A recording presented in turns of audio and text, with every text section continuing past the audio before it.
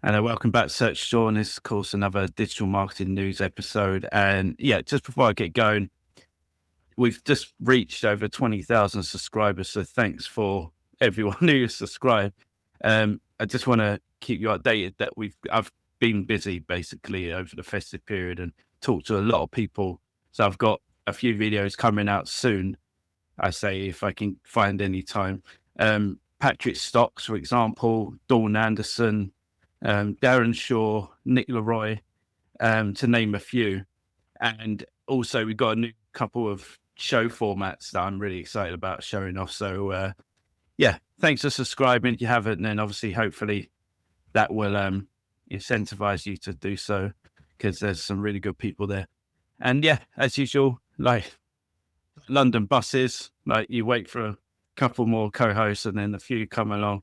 So we've got like a full house today, but yeah, we've got a lot to go because, as you know, it's been so busy in the industry at the moment. So as usual, introductions, top stories, top videos, top socials. That's the way we go. And introductions, hopefully you know us all by now. Obviously, I'm Sean, the host and SEO manager at Macmillan Cancer Support as well. Nick, pass you. New year, everyone. It's my first show since the start of the year. My name's Nicola and I am the SEO and Discover Director at Reach PLC. Cool. Amanda? Hi, everyone. I'm Amanda. I'm the Director of Cedarwood Digital. We are a SEO, paid media and digital PR agency in Manchester. I'm also the host of Manchester DM, which is our regular every second month meetup in Manchester. And that's a little bit about me. Nice. Stan? Hi everyone, it's nice to be back this year. Stan, founder of Fast Strategy, inbound marketing agency, and saying hi from my base now from Slovakia. We'll keep track on that. Just set up a website like you have Santa tracking over the Christmas period. We can have Stan tracking. People can keep it to date. But yeah, top stories. Nick, why don't we start with you? Yeah, cool. Is SEO dead? So the most annoying question in our industry that is always being asked on LinkedIn, and it really bugs me. So that's the question new data from Graphite and SimilarWeb tries to answer in a new blog post that was published this week. But before I tell you guys the answer, what do you guys think? Is SEO dead? No, by far not. I don't think after talking to people. I just hate that question altogether. I feel like I've spent the whole year, and every time I've been to a talk, at the talk, it's been, is SEO dead? No, SEO is not dead. I'm just like, my goodness, enough. Yeah, I think it's nice clickbait title, people start using it, but yeah, that's it. Yeah, it's a bit boring after a while. I was like, God, can you stop asking that same question? We've answered it. But now we have data that looks at the answer. So according to the data, according to Graphite CEO Ethan Smith, who published a blog post on the data's findings, the answer is no, it is not dead. Surprise, surprise. And he says that whole SEO is dead narrative is driven by speculation, exaggeration, flawed analysis, and false information. In fact, contrary to speculation over the last few years that AI overviews was going to cause organic traffic to collapse anywhere between 25 and 60%. I'm sure we all remember those horrible, terrifying statistics from last year and the year before. In reality, year-on-year organic traffic across the market is down just 2.5%. And he also flagged some other interesting findings in the report. So he said, I don't know if you guys remember, but when ChatGPT, when that the uptake of that was huge, wasn't it, when it first rolled out? And everyone was saying that people are going to stop using Google and only use ChatGPT, etc. But actually, traffic to both Google and other search engines as a whole increased slightly in 2025 by just under 1%. And visitors to Google increased by 1.4% when we look at Q4 2025 to 2024. What is true is that the presence of AI overviews does cause a drop in click-through rate of about 35%. However, that's only when AI overviews are present, and now they're only appearing roughly about 30% of the time, according to this research. And they also found that traffic to the top 10 sites, so your Reddits, YouTubes, Facebooks, etc., actually increased 1.6% year on year. And whether your site in particular saw a rise or a fall in visibility year on year, or traffic year on year, I should say. It depends on what industry you're in.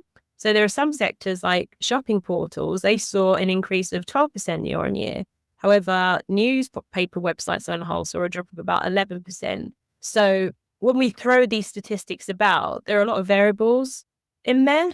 So it just annoys me that when we, this whole SEO is dead narrative, it's not black and white. There's a lot of, and forgive me, it depends.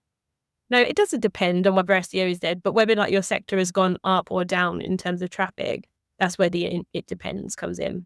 Yeah, and like you said, there's all sorts of traffic. There's good traffic, bad traffic, and also traffic as well isn't as important. It's about visibility. It's about the bottom line.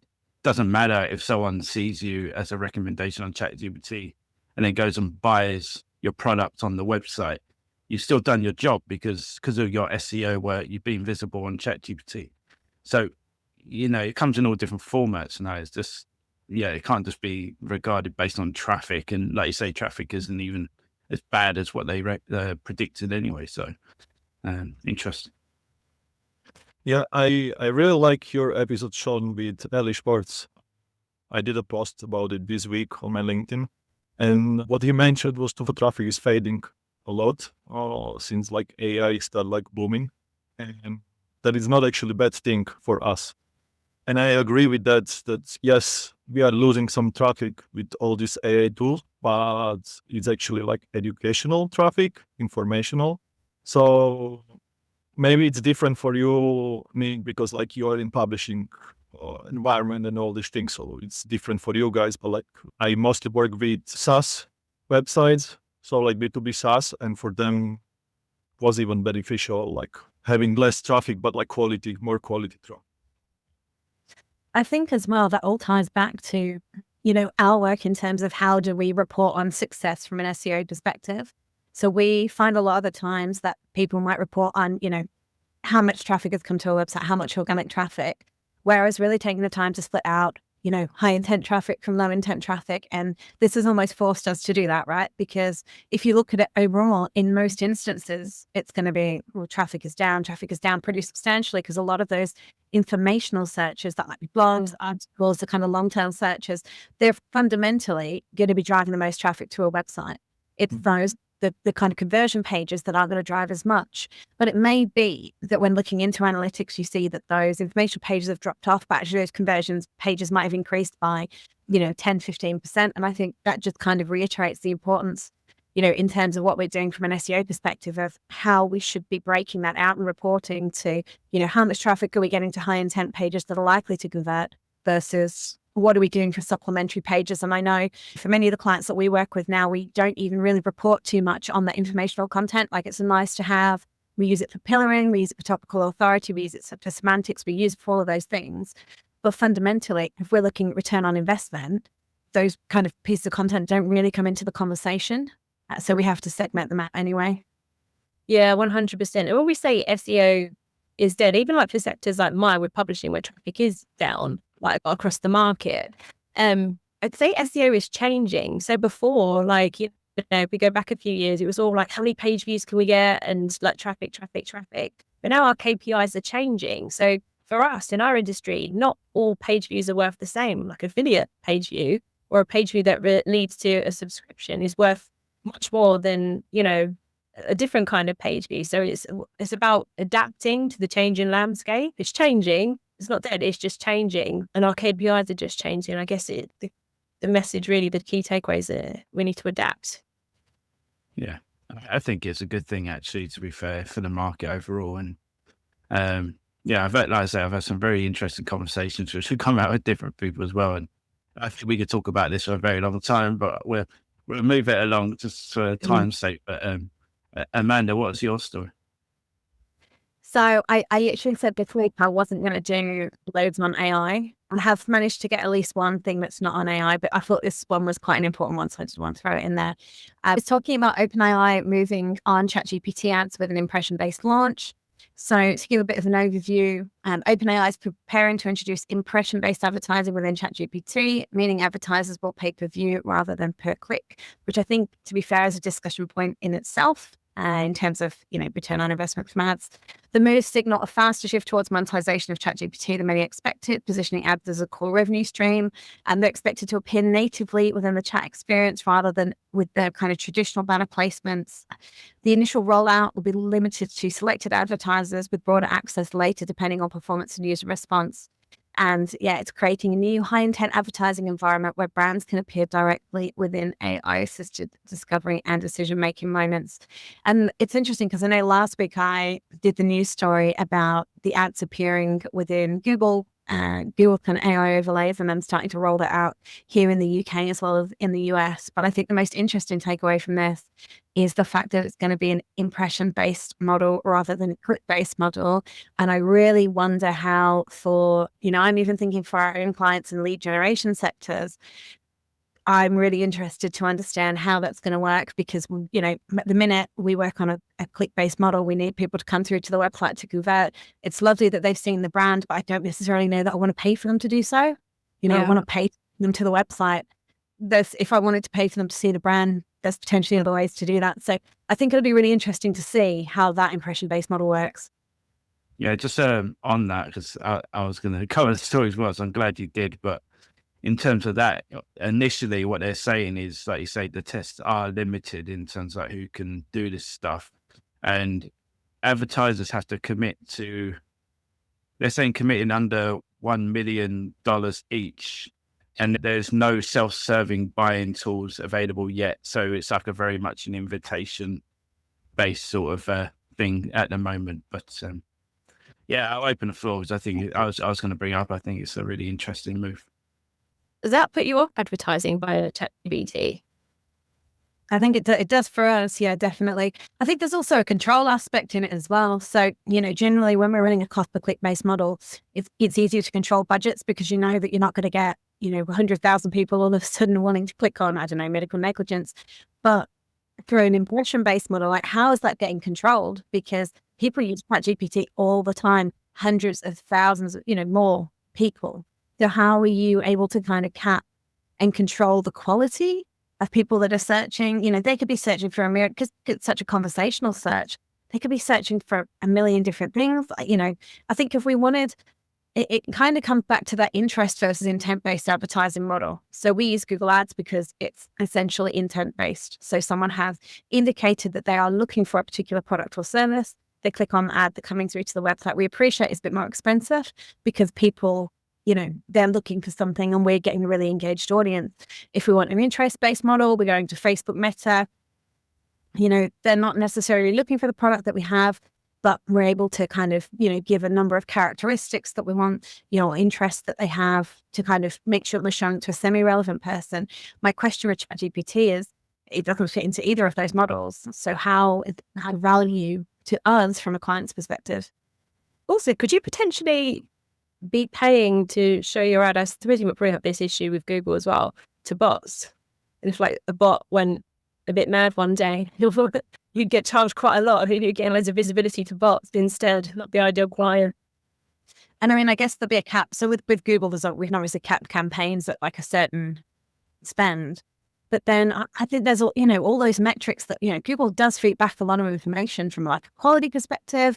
There's a lot of integrations that we can run to understand, of the people that have come onto the website from Google, what have they gone on to do? How, all of that information that goes into us streamlining the advertising process. And we need to do that because otherwise we're spending an awful lot of money in very competitive sectors for not a big return, if we don't have all the optimization in place. So I also want to understand from ChatGPT, how is it planning to feed us the information that we need to optimize that? I've got clients that run call centers, and the last thing that I need is hundreds of, people, unqualified leads calling that call center. That's the other consideration as well. Like we need some level of qualification in there. Yeah, I just checked with ChatGPT and it is like a cap on 1 million. They don't want a Coca-Cola or something to come along and say, look, it's 10 million and we're going to dominate ChatGPT or something. Maybe that's like trying to keep a lid on it for now.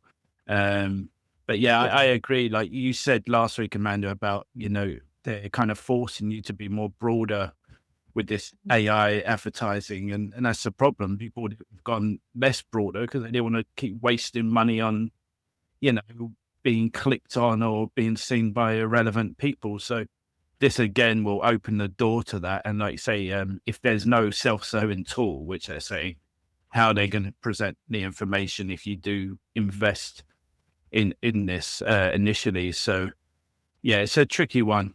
Obviously it's got a huge market and they're trying to leverage that, but people also are getting very tight with how they spend their budgets these days. So they also don't want to try out a new feature for the sake of it, and they can't see the rewards, And that's the thing. I don't think as well a lot of our clients have the benefit of that testing phase. Like, we're in a really competitive market at the minute, and we're in a cost of living crisis. Like, the economy is how it is. But in the past, we could say, okay, maybe we'll chuck 10 or 15 grand into trialing, I don't know, Facebook or LinkedIn ads, whatever the case might be. And if it doesn't return, that's fine. We've tested it, and if it does, brilliant. But I don't think there's a lot of clients in the position to be testing something that is so broad that it's going to need so much investment in optimization and so much data and so much analysis versus putting that money into a platform like Google Ads where you immediately have that intent. I think it's going to be a hard sell. Unless you're like Coca-Cola, I keep picking on them, sorry, and you don't pay anyone to make your adverts anymore. You use AI, and you've got some bare cash that you can chuck at a tool like ChatGPT or Amazon. You're going to hire a load of AI and not hire humans to pay their salaries, and you could chuck millions of pounds into, to this thing. That's the problem. Like with Google Ads was before. You got the dough, you got that like advantage over smaller companies. Again, you're going to be like seen more than them because you got that financial advantage. So yeah, it's going to be could be like a new kind of Google over again in that sense. Dan's looking. I was like, not sure. Well, I'm really curious to see the data for in a few months from now, if it's even worth it to do it. Like, once some people start like testing it, and like, good luck to everyone who decide like to test this ChatGPT ads and putting money into it. But yeah, I'm not sold on that yet. Yeah, well, I think what Amanda was saying last week about how the route that Google are taking with their adverts is going to be a lot more fairer to everyone involved. And what I'm saying is like ChatGPT, this version is like, again, money will just buy you dominance. You don't actually have to be that good. You just have to have the money. And that's what I don't want the internet to be, and things like ChatGPT to be. I want it to be a fair assessment of actually who's good at something and not who's got the most money. And that's the internet nowadays. You got the most money, you get the most. And it shouldn't be what it is. I guess that's the world. Anyway, Stan. Yeah, actually, my story is a bit in contrary what we've been just discussing right now. It's from Google, and they say that in Gemini they will not have ads as ChatGPT is planning to do it, and that was like confirmed by Google Deep CEO Demis Hassabis, who confirmed that they are not planning at all to do any ads in Gemini. So yeah. Didn't Sam Altman say that? Sorry. Didn't Sam Altman also say there wasn't going to be ads in ChatGPT once upon a time? Yeah. Well, they said that they are not at least planning to do it for now. They will see in the future. But like, I think what they might be doing is like, let's wait for the data from OpenAI. If it's worth it, not, and then we can maybe decide like, yeah. Yeah. Well, you know what, with Google, I just, I can't see them missing an opportunity to make money. I mean, maybe not today or this month, but probably at some point. I would have bet money that they would never advertise on Gemini. If there's an opportunity to make money, then yeah, I can't. Well, he actually said that they're not like denying that it will never happen, you know. Oh, It's not for now, at least not for now. So yeah. No point not to me when I've been there on Gemini. I think what the smart move would be, and obviously a lot of people are doubting the longevity of OpenAI and ChatGPT because of the financial, cost that it takes to run it versus what they're bringing in. I think Google, probably wait and see them fail and then take advantage of that. That's a typical business move where, okay, you go and do that. Let's see how you get on, and then we'll learn from all your failures and we'll take advantage of it. So that's what I would think. They're scheming, waiting for their moment. And Google are clever. Like they've got all the data, and they've got all the resource and tools. OpenAI are kind of learning as they go, and I don't trust Sam Altman at all. He said he hated adverts, and look at it now. Yeah, okay, well, I'll do mine. I think it's quite interesting. So on LinkedIn, and I did discuss with Nick Leroy when I sent that video out, when I published it, but generally it was about jobs, the fastest growing jobs in London. Obviously, it's only like one place, but I think this will be all the big cities probably. But the two most growing jobs, like the top growing jobs in London, was head of AI and AI engineer.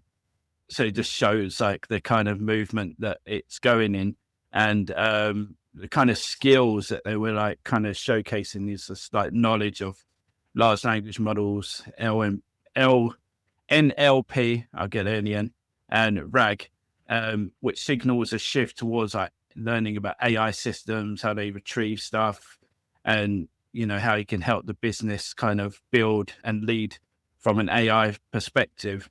And it seems like hybrid is like the new normal, and this was something that Nick was also saying, showing that the majority of jobs are mainly hybrid. I think all the AI engineered jobs, about 66% were a hybrid. So obviously they could take advantage of like a bigger pool of talent. So I think, very interesting. Obviously London's just one place, and Nick was kind of saying he's not seeing like a flood of AI jobs, like focused jobs, but obviously all the descriptions, even SEO manager jobs or SEO jobs, all had AI included in them somewhere. So that's the pattern that we're going in, I guess, and that's the trend. It makes sense though, doesn't it? Like, in fact, like the video that I'm going to talk about on today's show touches on how like commerce and online shopping is going to change with new AI tools. And do you know what? Sometimes I've had moments like, is AI going to take my job at some point? But then I think, what job could AI not take other than like, if you're a hairdresser or a laborer or something, doing something physically? I don't think AI, and I gave it a lot of thought, and I don't think AI is coming for our jobs. I think the people that will win is the people that learn how to use AI and use AI to be better at their jobs. So like in the evenings now, I am trying to like teach myself like how to do more things with, like, I really like Gemini, and I'm trying to teach myself about how to build apps. And before I wouldn't have felt confident like building an app because my background's not in coding. I wouldn't have felt confident doing that. But now I have AI, like it's a huge advantage. Like I think we should stop being scared of it and see the opportunity there and embrace it. Otherwise you're going to get left behind. And by the sounds of things, the way the economy's going and the jobs listing and all wanting that, I think as SEOs, we're in a great position as well. We have technical backgrounds. We can go for it. We're great candidates for this. So like, I felt we should all be brushing up our AI knowledge, AI skills and capabilities. I was just going to say, I completely agree. I've been working a lot with ChatGPT to build tools to help with the work that we do. So at the minute, I'm building a coverage tracker that essentially is designed for all of our clients to pull mentions and citations and links from across the web. I just fire it off every morning. It brings me a list and it's done. My staff used to spend a good 15 to 20 minutes each looking for that kind of stuff.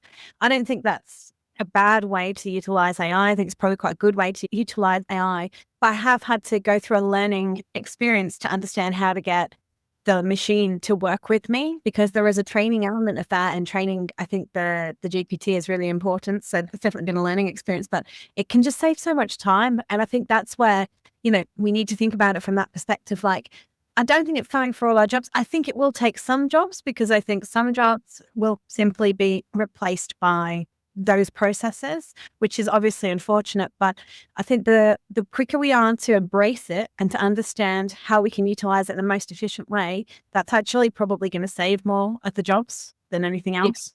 I only wanted to mention that recently I've been working on so many like SEO technical things. And usually, like before, I needed help of developer and like all these things and doing research. Now I started using much more Gemini over ChatGPT, and it was saving me so much time this week. In last like days, this week and last week as well, was helping with writing scripts and everything. It was working perfect. I was a bit skeptical about it. I tried it and it worked perfect. So I was like, okay, wow, like I'm starting to use it more and more now on all these where I'm not that knowledgeable yet. You know, I want to improve so much on technical SEO for this year, but like I wasn't even thinking that this I could get done even without have all depth at some point. Yeah, it is a lifesaver with that kind of stuff, and because unless we have to go through other people, obviously it's better. But yeah, I was talking to Dawn Anderson, like you're saying, Nick, around SEOs are. I know I've got a biased opinion here, but I think we are in the best seat in the house to actually do this because we've got a mix of we're like data scientists, we know about how search is working, we know about the mechanics of algorithms and stuff. So if you bring all that together and then start learning more about how AI works and how to utilize it, I think we are in the best seat in the house. But Nick was saying, and Nick Leroy was saying about jobs, about the problem is because AI is so good now, those junior level roles, they're basically the equivalent of a junior level person who's just come into the industry. So people aren't hiring those sort of people because they don't really need them, but that's going to leave a gap for future SEOs, future digital marketing people, because, once, we get older and older, who's going to pick up, who's going to be there. So that's the site problem. And then, also I think people who don't work in the industry, and we said this last week, Amanda, we were talking about humanoid robots, but I don't think people are quite up to date with actually how far advanced this is. Like in California and stuff, if you go there, every car pretty much is self-driving. Like there's no drivers. And we know Waymo is coming to the UK, coming to London for self-driving like cabs and stuff. Driving jobs take up a lot of jobs across the world. If you don't have those, then where then people are going? Also, Elon Musk, okay, you can take what he says with a pinch of salt because he says a lot of stuff, but he's also a very smart dude, so you can't completely ignore it. But he was saying in 3 years, doctors will not be needed because he thinks that his robots, that he has are sophisticated enough to do anything a doctor does. And he's looking to pump out millions of these type of robots in the next few years. So yeah, we're kind of living already in these times, and I don't think everyone's quite up to date with it yet, and it could hit people quite hard when the UK adopts them. If obviously the US adopts it a lot quicker than us, but we'll get here eventually.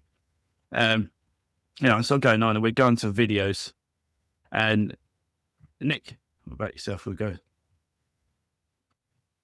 I've actually got a video by Marie Haynes, which ties in quite nicely into what we were discussing, like how everything is just changing. So her video was about how Google's new Universal Commerce Protocol is going to revolutionize how we shop online.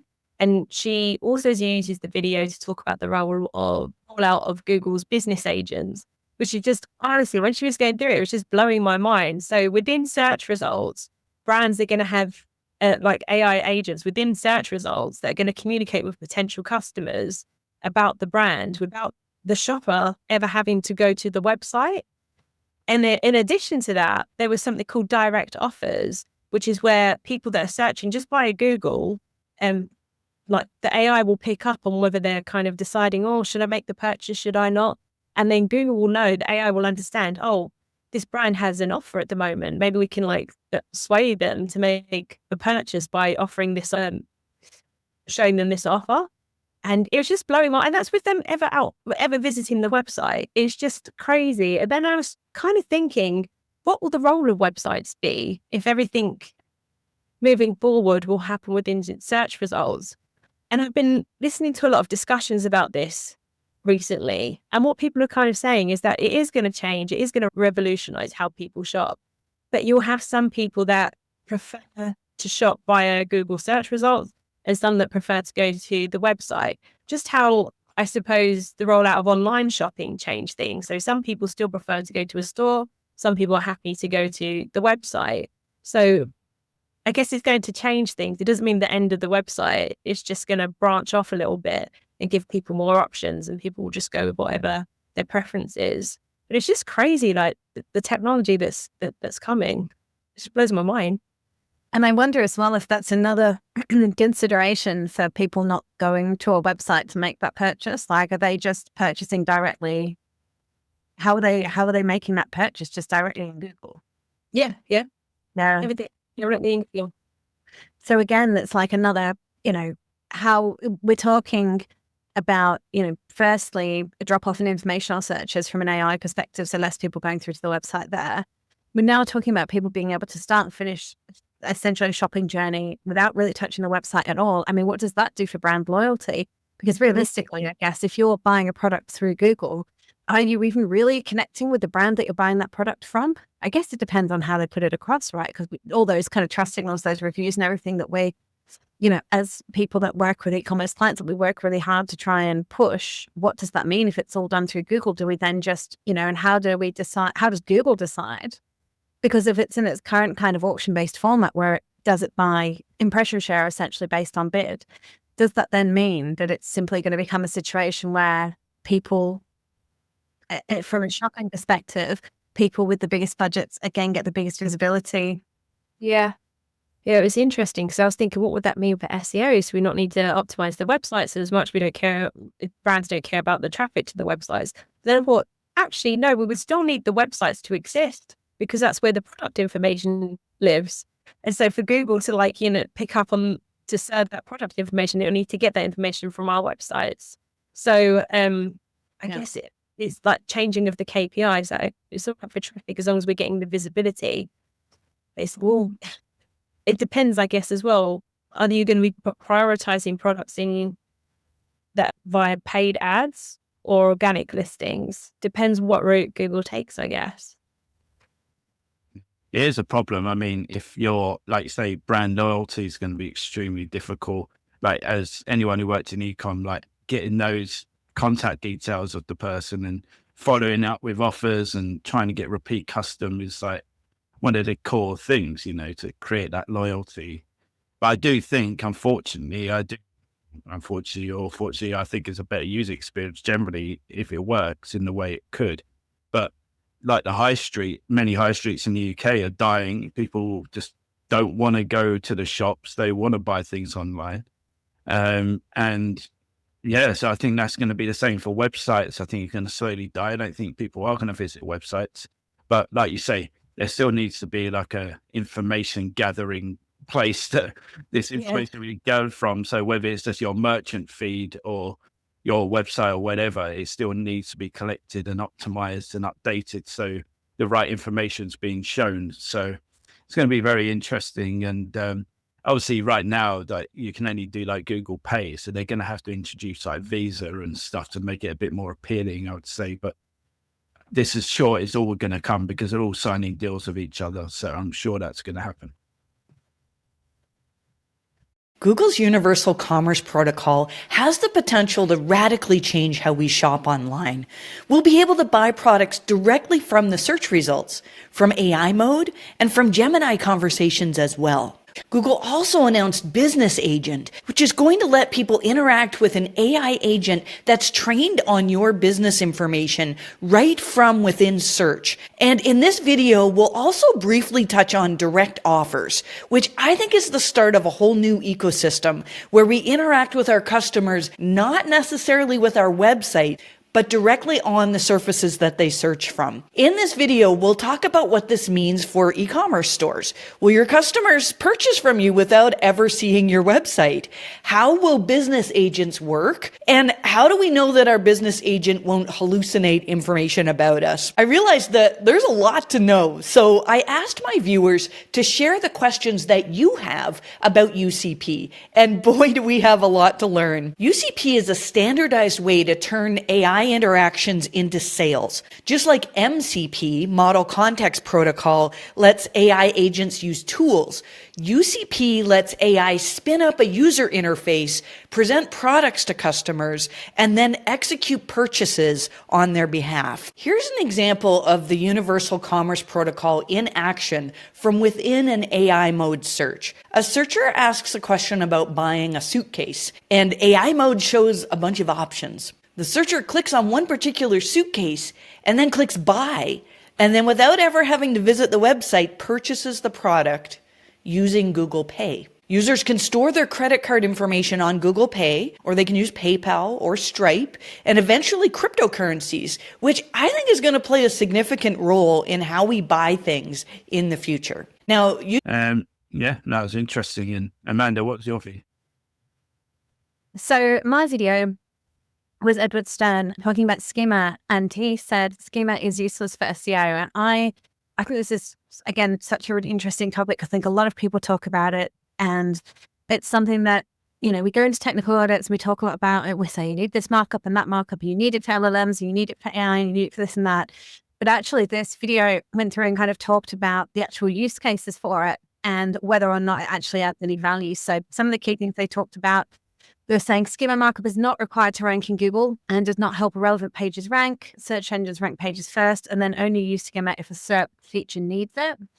Then they went on to say that LLMs like ChatGPT, Perplexity, and Claude do not rely on schema, typically consuming raw HTML rather than the processed structured data. Most claims about schema improving rankings or AI visibility are based on correlation, not causation. So pages that rank with schema would almost always rank without it. It's not a trust or relevant signal because it's easy to fake, which is why Google ignores most markup and removes many FAQ and review-rich results after widespread abuse. And then it only makes sense in narrow feed-driven use cases, e.g. flights, hotels, and large marketplaces. For most sites, clean HTML, strong structure, relevance, and authority matter far more. I think it is a really interesting, it's an interesting video to watch. It's an interesting discussion because we get asked all the time from the client, especially from a LLM perspective, do we need to implement Schema? If we implement it, you know, appear in ChatGPT or whatever the case might be. And I think I've seen so many websites with so much of it on there for absolutely everything, you know, every single piece of markup they can put on that, it's marked up. Like you go into the code of the website and it's just got markup. And I think there is a really interesting conversation to be had around actually, you know, what value does it give to Google? You know, traditionally, I think we've always felt, you know, it's written in a language that Google understands. It helps to feed that information into Google. We went through the phase where the reviews situation did get abused and Google penalized a lot of people for that. And they're really then strict about how things like review schema should be used. It should only be used on the page that's relevant for review rather than a review for the business as a whole. In fairness, I still see people seeing it on the SEO agency Manchester SERP. I see it abused to no end. There's like stars flying around everywhere on that search result that I'm fairly sure shouldn't be.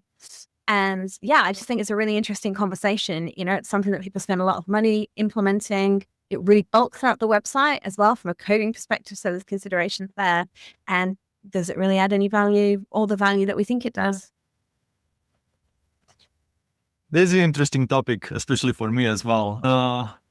Well, where I see the problem is that with so many websites that they're making, as you mentioned, like putting so many different schemas and it's not like added properly. So they hear like, oh, we need schema. And then they add like breadcrumbs, website, web page, organization, and then like basically all schemas possible across the whole website. You just like overdo it. And like, of course, like if you overdo it, it's not beneficial for you at all.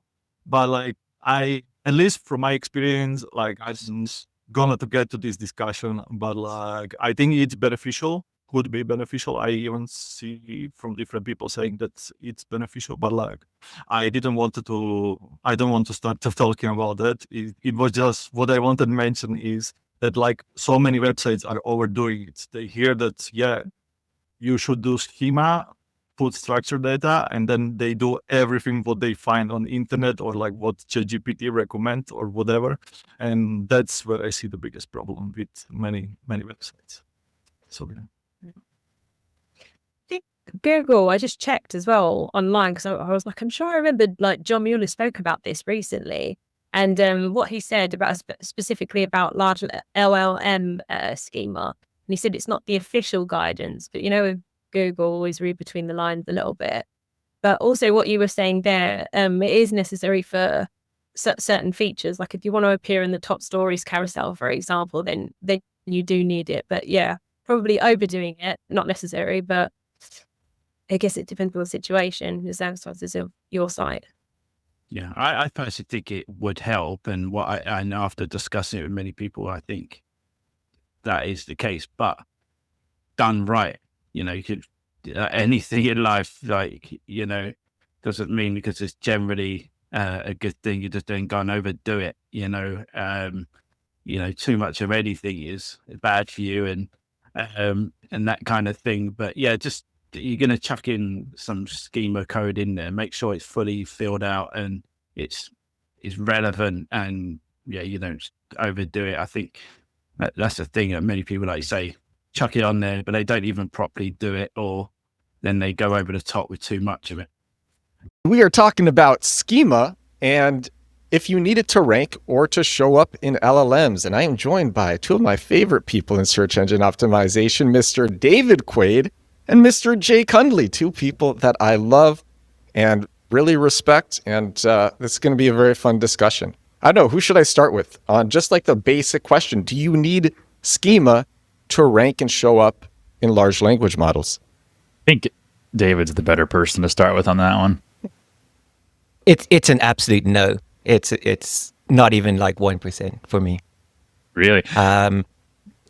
Sorry, go ahead. I didn't want to cut in. Go ahead.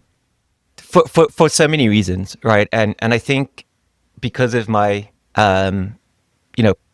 part of my role in the wider SEO community is helping establish what works in SEO and what are myths and how search engines work.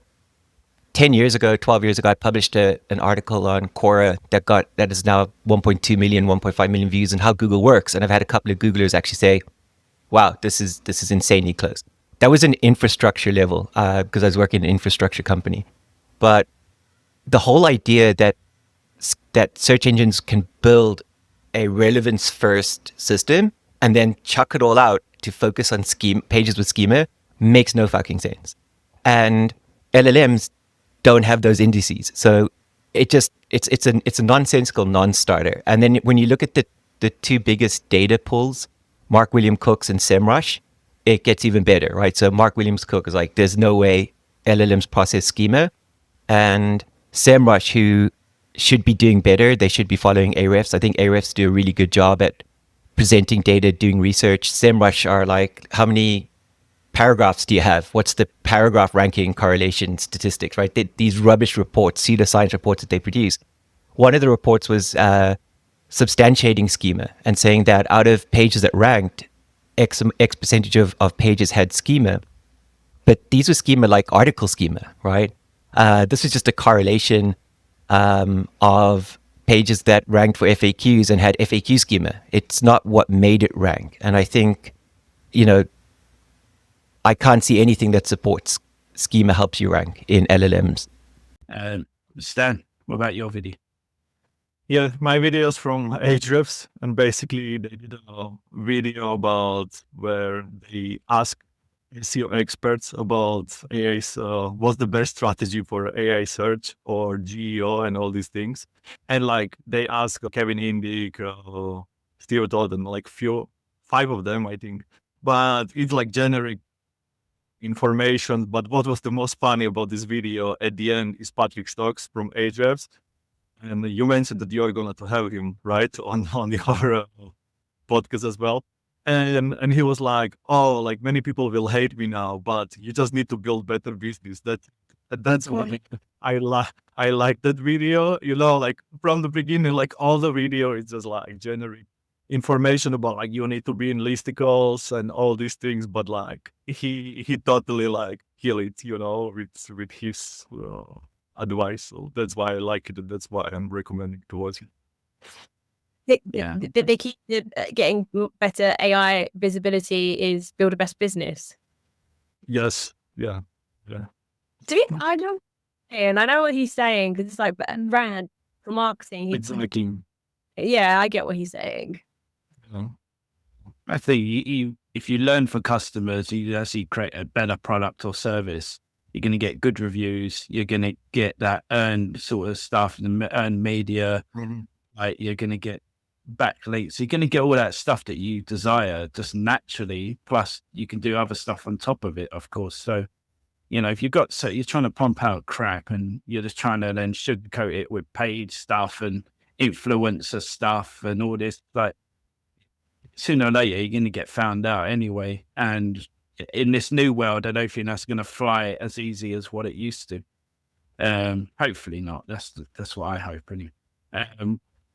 Well, actually, just one thing. I had a discussion with someone on LinkedIn about this, and we say like everybody's copying everybody, like all these listicle articles, competitors, and then we are like even wondering like why ChatGPT or like all these AI tools are hallucinating. But like if all of us just like writing all these articles and we are saying that our product is the best product, and then our competitors are writing their product is the best product, so like of course like all these AI tools need to hallucinate because they are just like collecting the data from all the websites. That said, I doubt there are many listeners saying that glue is a good pizza topping. Exactly. Well, that's the thing. That's why you need to look at Reddit and review sites and everything on top of that. And I hope that listicle thing is Dawn Anderson agreed, like a thing in the past, because I think it's such a silly way around trying to. I know I'd had Garrett Sussman, and he kind of put a good argument across. And if you do it well, you do it fairly, it still has its place. But obviously, we know not everyone's playing by the rules. I'm on a mission to build a GEO strategy that can help you consistently rank in AI search. But there's a huge problem. No one seems to agree on how it actually works. So to cut through the noise, I asked 5 SEOs who are actively testing tactics and strategies one question. What's your best piece of GEO advice? Right now, we're still in a stage where we try to understand what people want, but classic search keywords are not hitting the context that people are looking for. And so my number one tip is about how do you bridge that disconnect? How do you actually figure out what people might be prompting? And my way to approach that is to look for conversations that actually happen between your target audience and the company. My favorite are sales conversations. I use transcripts from these conversations. I will upload them to an LLM and then ask these traditional marketing and product questions. What does a customer care about? What are their fears, uncertainties, doubts, etc.? All these traditional questions you would ask for market research. You can now, with the help of AI, find these unique topics that you probably wouldn't have found with classic keyword research. Right. So how do we get our brand mentioned in those AI overviews? For AI overviews, AI mode, etc., being present in organic search, I think, is a critical step. And then from there, it's the classic spiel of web mentions across publishers, social networks, review sites, the content that you create. But at the most basic level, it depends on how the web talks about you.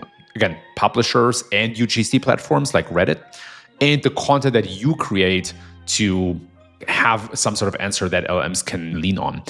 How important do you think it is to get mentioned in listicles? Right now, it's very important. There's lots of room for spam. There's lots of room for simple tactics. And the hard reality is it works. Will it work forever? No. How long? No idea. Kevin, I appreciate your time. Yeah, my pleasure, man. So the first takeaway, you can't just think in keywords. Prompts are on average 5 times longer than keywords in traditional SEO because searchers are asking questions and explaining their situation in way more detail. So my video was actually of Garrett Sussman. and Mike King, they did a thing for iPull Rank around discussing query fan out, just how it's changing search visibility, AI systems. And yeah, it's just a really good discussion. Obviously, Mike knows his stuff inside out about query fan out. And obviously, Garrett's great. That's why I've had him on quite a few times. But yeah, it's just a whole webinar about query fan out and some of the techniques that you can use to find out, some of the tools you can use to kind of get better knowledge of it. So yeah, I put obviously to all these videos, I always put a clip. So, and the links will all be in the description. So you can go and check it out yourself. And it's not just Google, but these systems will take the query or the prompt that you typed in, and then they extrapolate it to a series of different sub-queries or synthetic queries in the background. And then they reach out to a variety of different sources to pull back information to then feed the large language model to then generate the response. So the reason why I care so much about query fan out, because I've seen some folks be like, oh, why do you care? Like, just do topic clusters. It doesn't matter. That's exactly how they sound to me. The reason why, is because AI search is basically like a raffle, right? Like, we don't have any control of what happens after, the stuff is handed off to the large language model. We do have control of how many times they see us when they're considering what to pull to generate those responses. So think of each of these synthetic queries that you rank for, that's your raffle ticket. And then you're putting as many raffle tickets in as you can in hopes that you come out on the other side.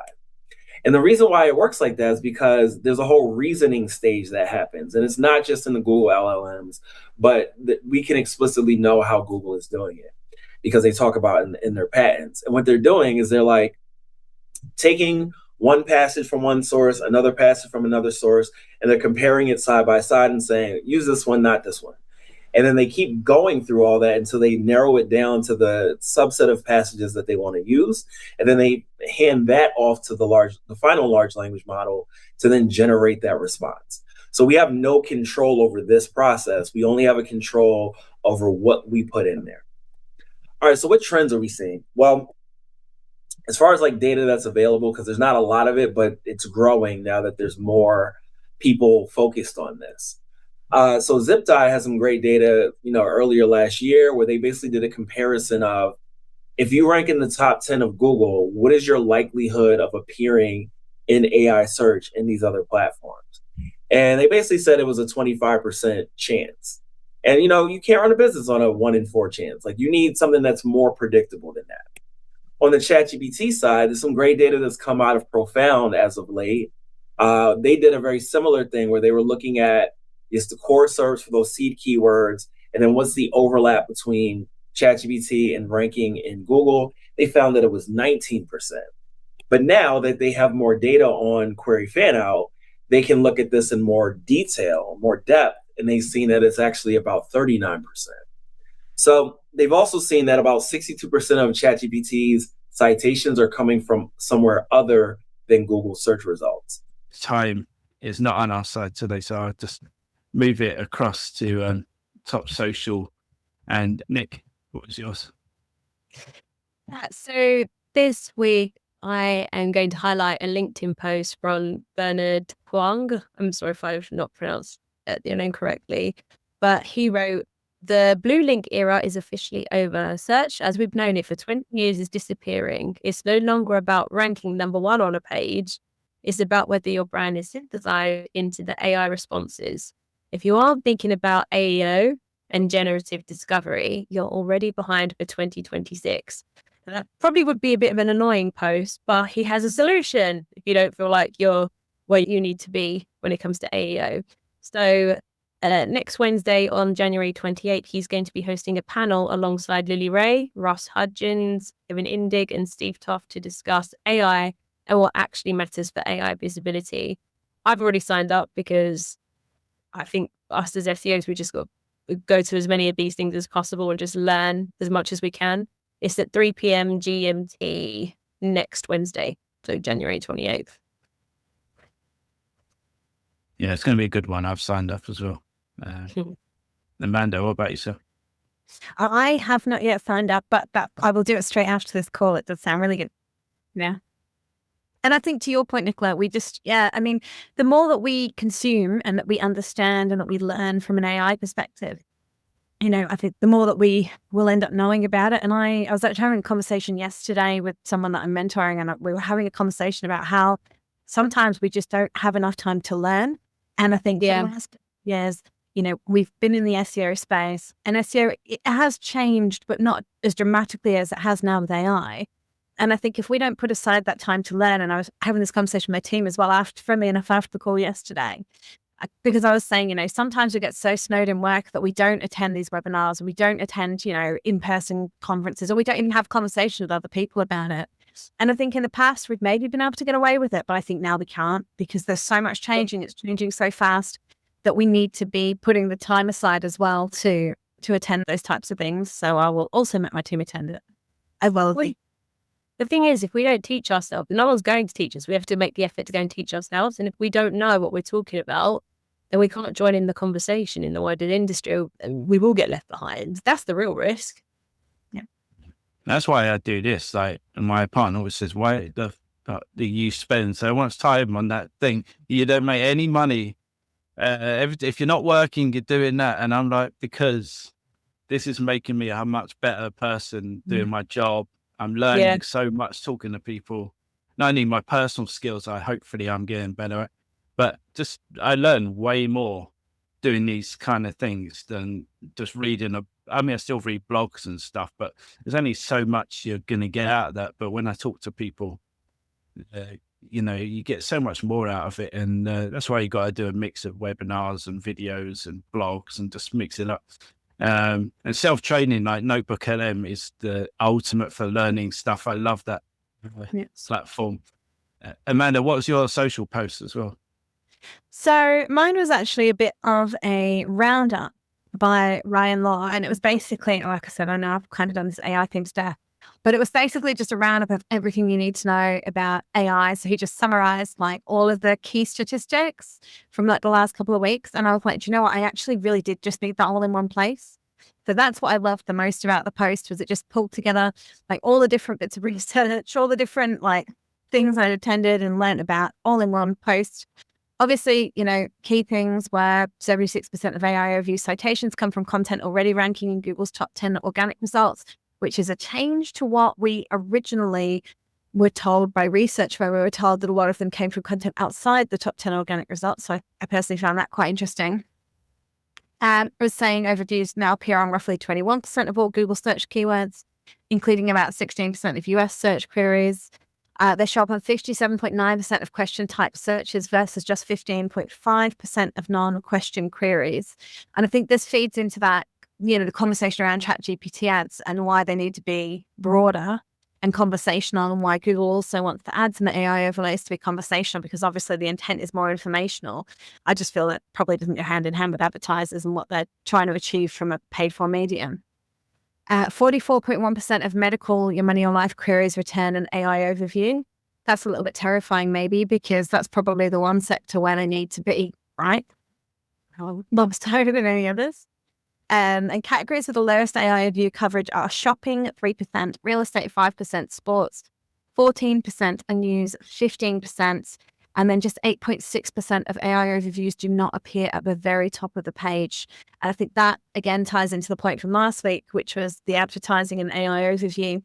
When that appears at the very, very top of the page, there's going to be considerations from people around getting their ads in there, because it's going to overrule, essentially, the existing advertising, which generally sits under the AI overlay. So that's going to be a really big change if it's just 8%. Is that causing a big issue for you guys at Macmillan, Sean?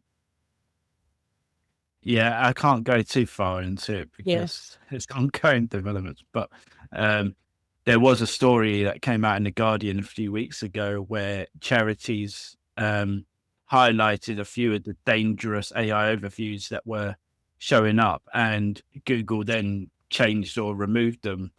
But the broader point is that everyone sees different sort of results because of many different things, because it's personalized in many ways. And two, there's many variations of the same question that could be asked. So how are you going to stop all these things showing up? I like we've said many times, I would personally just remove them from any health related thing. I think it's just too tricky, too many gray areas to kind of even go there. But we'll see. There's things going on, and hopefully more stories will highlight these problems in the future for the health sector. I'll tell you what, I'm glad that we didn't have AI overviews during the pandemic. Imagine the advice that would have been given out. Yeah. Well, I won't go there because if I say a certain word, the whole thing's going to go down. Stan, what are your social posts? Well, I will follow up on what you've been discussing just right now about health sector. We've been talking about it a few times on this podcast before. So my post is from Glenn Gabe. I really enjoying his post on Twitter. Okay. And yeah, he posted about, I don't know if you heard about it, because never before, but open evidence. It's like they call it ChatGPT for doctors. And basically it's not trained on open internet or social media, which can introduce low quality medical information. And basically it's mentioned there that this AI platform is used by doctors, like the most used AI platform by doctors in US, even like 40% of them. And yeah, I had no idea that something like this exists. So probably that's much better version of if you need to if you want to search for some medical recommendations, advices or whatever. But yeah, I think it's really interesting to have as well, or like at least knew that something like this exists, if even like doctors are using it. So yeah. Yeah, I think like what you've said before is like, although it's definitely good that you're trading on a closer knit amount of sources, but I still think there's just so many variations. They were saying last week, like, me and you are totally different in terms, you may be the same age or the same gender or whatever, but things are so different. We all got different DNA. We all got different allergies. We all got different everything. Everyone's different. So giving just one answer, obviously, if it's caveated with loads of different things, like you should go and talk to your doctor, or don't take this for. But as I was talking to Carmen Dominguez on here, like as well, another chat, and we're just saying, like, the thing is, like, you get this is the example I did about you get a packet of paracetamol or some medicine, it comes with a terms and condition booklet. That's meant to tell you, don't do this, do this, don't.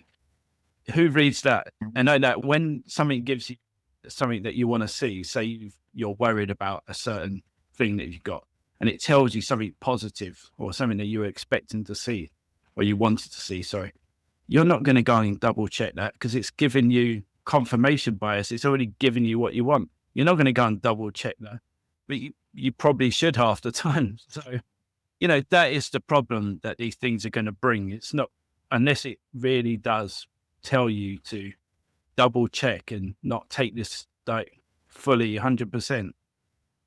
And even if it does that, I don't know if people are going to listen half the time. But yeah, I'll finish off. It's Garrett again. Talking about, but he put, Garrett Sussman put, this is the feature that will kill ChatGPT, and that's what he says. But he says they're introducing Google, introducing personal intelligence. So with your permission, Gemini can now securely connect information from Google apps like Gmail, Google Photos, Search, YouTube history with a single tap to make Gemini uniquely helpful and personalized to you. And they're featuring that in the Gemini app. So he thinks, like, because that's got all your information, what videos you watch, your emails, where you're buying things, what you're searching, what photos you're taking, where you're taking them, everything about your life. And they got that information. That's what we said before. That's their difference between them and OpenAI, who haven't got that information yet, to that degree anyway. That's what I mean. It's wild how fast we're moving at the minute. Every time I hear about some new product launch from Google or one of the big tech companies, it just blows my mind. Like, wow, are we there already? My goodness. Yeah. And that's the thing. So what people are saying, oh, it's the internet over again. And it kind of is, but also it isn't, because AI, it accelerates things 2-3 times, learning from itself, and it accelerates things so much more. The internet was still very human driven innovation. AI doesn't need that. So that's the difference, I guess. Yeah, we'll wrap up. I know you're busy people, but it's been a really good show. So I'm really grateful for you all showing up as usual. And looking forward to the next one. Enjoyed it. Thank you, guys. Thanks, guys. Thank you.